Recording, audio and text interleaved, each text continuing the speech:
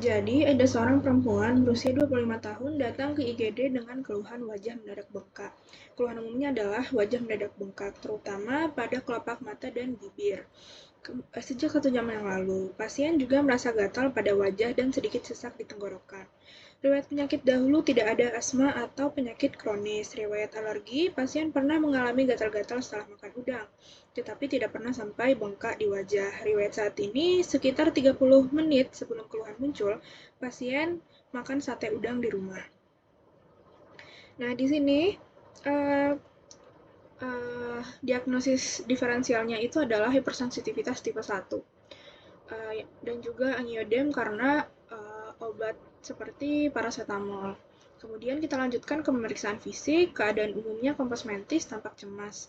Tanda-tanda vitalnya tekanan darah 110/70 normal, nadinya 104 kali per menit, naik, respiration rate-nya 22 kali per menit naik, tekanan O2-nya 96% itu normal. Wajahnya edem, preorbital, dan pembengkakan bibir. Kulitnya urtikaria di lengan dan leher, tenggorokan, faring sempit, suara parau, tapi tidak ada stridor. Lalu paru vesikular normal, tidak terdapat wheezing. Kemudian di sini tidak ditunjukkan adanya pemeriksaan penunjang, namun dari yang saya baca, pemeriksaan penunjang yang bisa dilakukan itu adalah skin prick test atau kita masukkan alergennya itu di bawah kulit, juga oral food challenge, tapi ini agak berbahaya. Terus RAST dan imuno, CAP itu tuh dia setipe.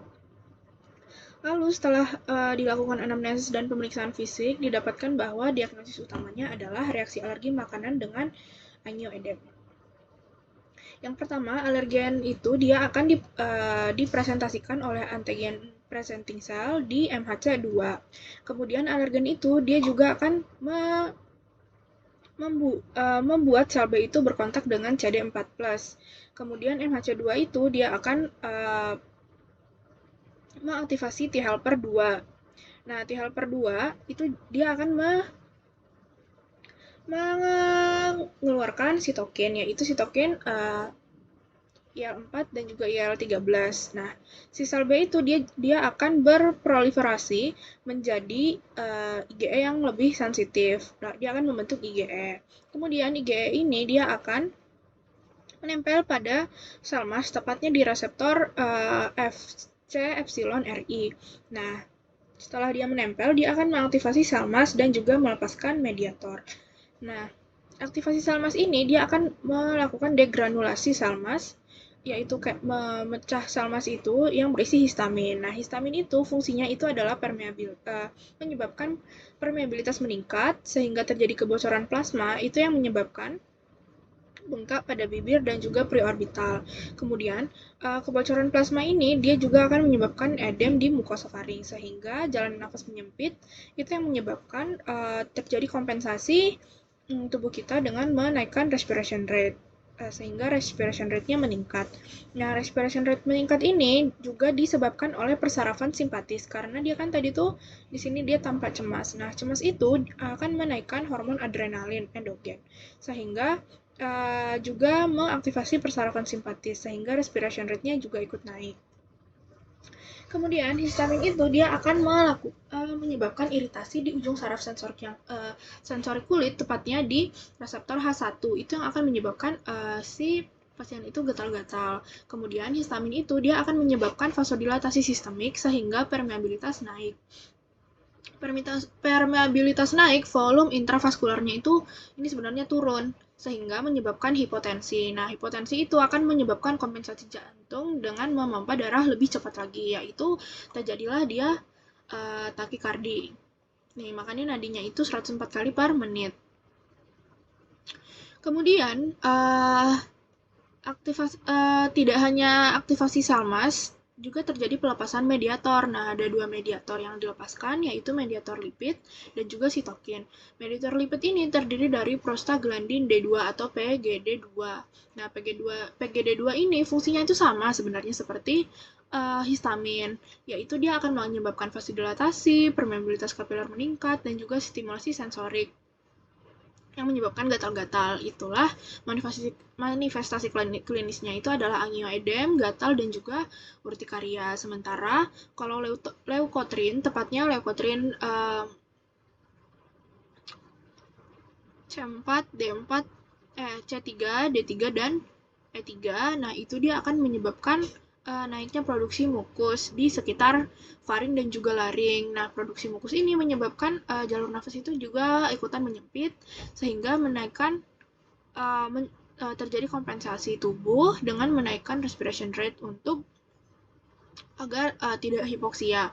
Kemudian, Sitokin itu dia terdiri dari IL-4, IL-5, IL-13, dan juga TNF-alpha.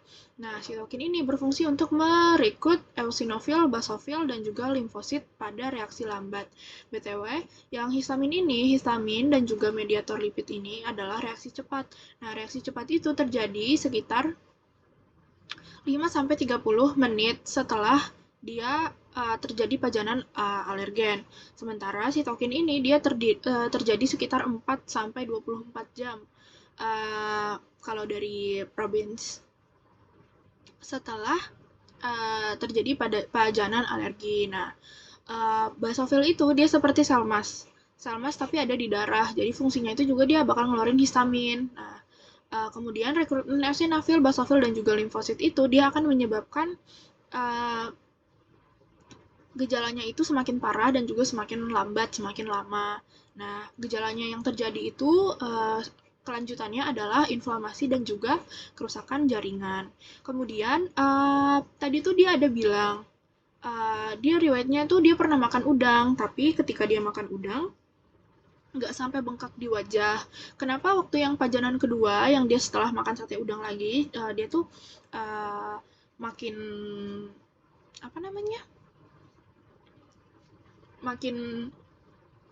gejalanya tuh makin parah, karena ketika pajanan pertama, sel mas ini belum teraktivasi. Jadi, pajanan kedua itu di sini. Nah, pajanan pertama itu dia baru sampai membentuk IgE. Mungkin sel masnya tuh ada sampai dia tuh gatal-gatal, tapi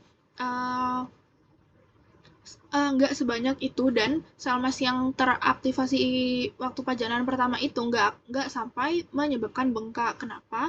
Karena pelepasan mediator pun itu terjadi baru di pajanan kedua. Jadi kalau sampai bengkak itu tuh dia tuh bukan hanya efek dari histamin aja, tapi dibantu oleh mediator lipid seperti prostaglandin D2 dan juga leukotrin gitu. Makanya waktu yang pertama itu kan masih terbentuk IgE, jadi dia tuh nggak sampai bengkak, dia cuma kayak gatal-gatal aja gitu. Karena efek utama histamin itu yang kayak nggak dibantu sama yang lain itu tuh ya gatal. Yang histamin itu dia bakal binding dengan reseptor H1 yang ada di kulit, sehingga menyebabkan gatal-gatal. Tapi kalau yang kayak bengkak pada bibir dan preorbital, jalan nafas menyempit, takikardi, itu tuh dibantu juga oleh mediator lipid dan juga sitokin gitu. Selanjutnya itu kalau yang ini belum sampai anafilaksis. Kenapa? Karena tekanan darahnya itu masih normal. Jadi kalau misalnya anafilaksis itu dia tuh kenapa bisa terjadi? Karena sel mas ini dia diaktifasi itu secara masif gitu, secara besar-besaran dan serentak dan dalam waktu yang singkat gitu. Jadi tubuh itu responnya adalah penurunan tekanan darah secara kayak menyebabkan shock gitu sampai sesak nafas gitu, dan sampai wheezing juga gitu. Tapi yang ini kan dia belum wheezing dan tekanan darahnya masih normal, jadi dia belum sampai ke tahap anafilaksis. Anafilaksis itu kayak hipersensitivitas tipe 1 yang paling parah gitu, itu bisa menyebabkan shock gitu. Nah, kalau secara umum, kalau misalnya kita ada reaksi alergi makanan, nah itu kan tubuh itu ngeluarin histamin. Nah, tata laksana yang bisa kita lakukan adalah memberikan pasien tersebut antihistamin gitu. Tapi kalau misalnya uh, dia sampai apa namanya? Dia sampai anafilaksis, kita harus ngasih dia itu ada epinefrin biar tekanan darahnya itu kembali normal dan dia bisa hidup kayak lebih normal lagi gitu. Terus udah sih. Terus gimana cara terapi selanjutnya kalau reaksi alergi makanan? Kalau dari yang aku baca di Imunologi Abbas, uh, kayak kita tuh kayak kasih pajanan alergennya itu secara terus-menerus, tapi dengan dosis yang sedikit, yang tidak membahayakan tubuh, sampai terjadi desensitisasi, yaitu tubuh itu dia kayak kurang sensitif dengan alergennya tersebut, sehingga kita tidak alergi lagi. Tapi kita harus mengasihnya tuh kayak konsisten, dalam waktu yang lama, tapi dengan dosis yang sedikit-sedikit gitu. Selesai.